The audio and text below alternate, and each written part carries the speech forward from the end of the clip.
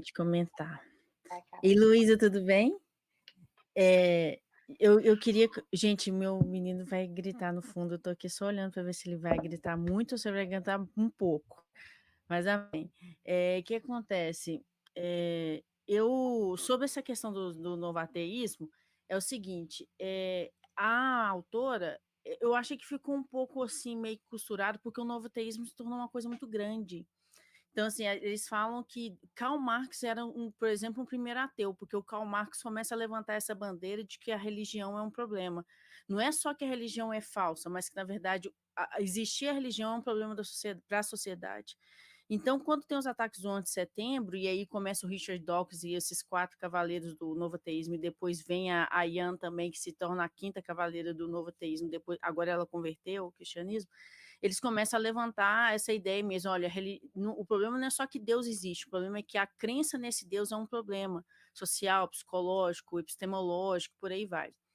E a impressão que eu tive nesse capítulo é que ela tentou falar um pouquinho do ponto de vista epistemológico, ou seja, como que o novo ateísmo planta o ceticismo na cabeça das pessoas e como que isso que se desenrola. Mas o novo ateísmo ele tem várias abordagens, moral, principalmente, emocional. O Richard Dawkins, como ele é biólogo, ele pega muito mais nessa questão da, assim, do ceticismo, da ciência, mas o Sam Harris, que ela citou também, ele pega muito na questão da moral. Ele fala que não precisa de Deus nem de religião para existir um padrão moral. Ele está tentando defender isso já tem um tempo. Então, assim, falar como responder os novos ateus depende de qual que é a dificuldade que esse novo ateu está tendo. Se for de que realmente vê que a religião é um problema, a gente tem que falar para eles que nem todas as religiões são iguais. Né? Se for para falar que realmente não existe moral, não existe verdade, não existe moral objetiva, então a gente tem que perguntar, igual uma pessoa falou assim, o que a gente faz se... Como que a gente fala com uma pessoa que não acredita mais que Deus existe? A gente fala assim, então vamos considerar, isso chama redução ao absurdo. Não sei se você já ouviu falar disso. É que eu falo assim, então acho que a Luísa falou mais ou menos isso, né? Ela falou isso. Então vamos reduzir ao absurdo, vamos pensar num mundo no qual o ateísmo é verdadeiro. Como que seria esse mundo? Quem faz isso é o Francis Schaeffer, numa série de livros dele. Então, se vai falar da moral, se vai falar da questão por exemplo, do ceticismo com relação à Bíblia, que ela começou falando do Bart Ehrman, né? Que o Bart Ehrman falou assim, para eu acreditar na Bíblia, eu precisava de um livro escrito por não sei quantos, aquela situação toda, assim, dá vontade de rir, porque não existe isso para a história antiga, né? Mas eu acho que a gente tem que saber qual vertente do novo ateísmo essa pessoa está se comprometendo e saber que o novo ateísmo tem muito uma característica emocional nos seus argumentos, sabe? Que a gente chama de dúvida emocional. Porque existe aquela dúvida que é lógica, que é intelectual, e existe aquela questão que é da dúvida que é emocional.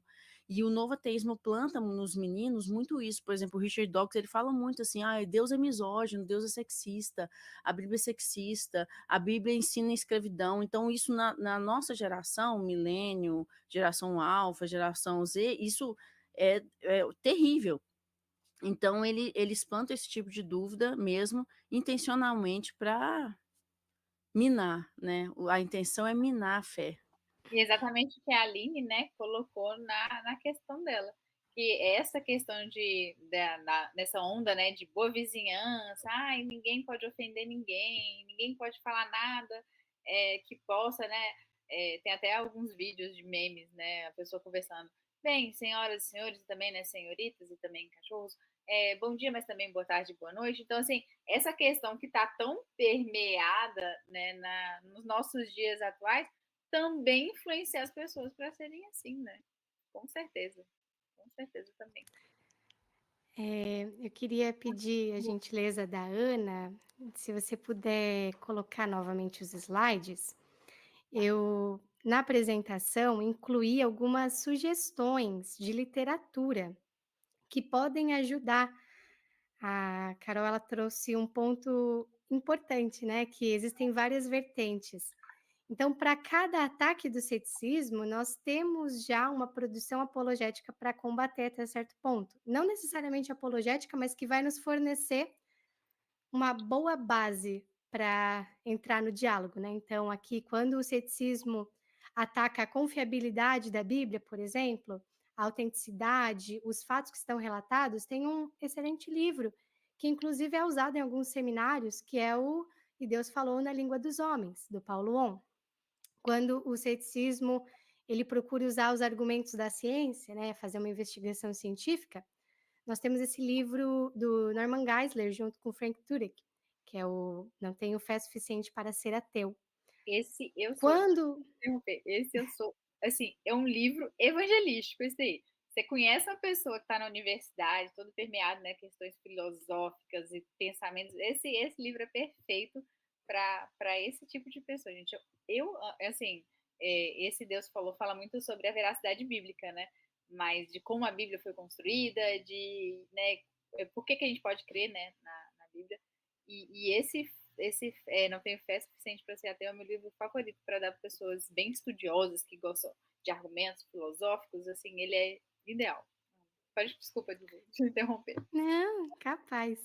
Além disso, a Carol também tocou naquele ponto interessante, né, das vertentes. O Tim Keller, ele tem uma abordagem acessível quando fala, né, desses assuntos da dúvida emocional, que nem ela apontou.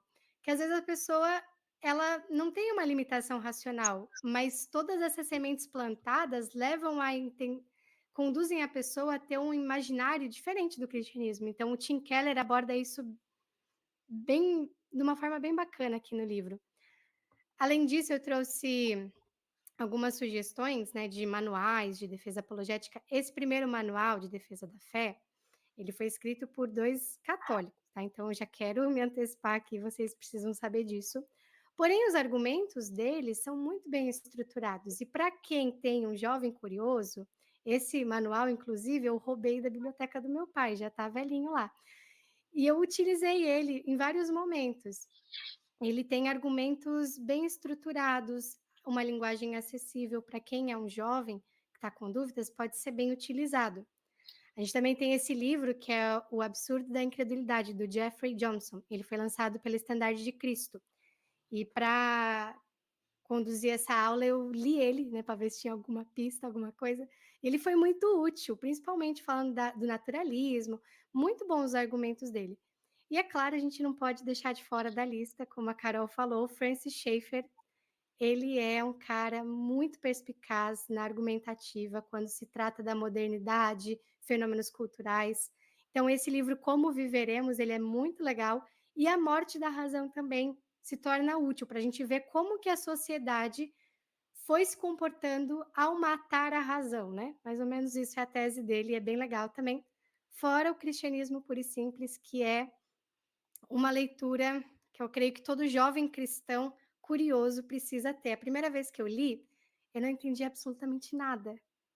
Aí a segunda vez que eu li, falei, puxa, acho que eu estou me localizando aqui na tese do Lewis.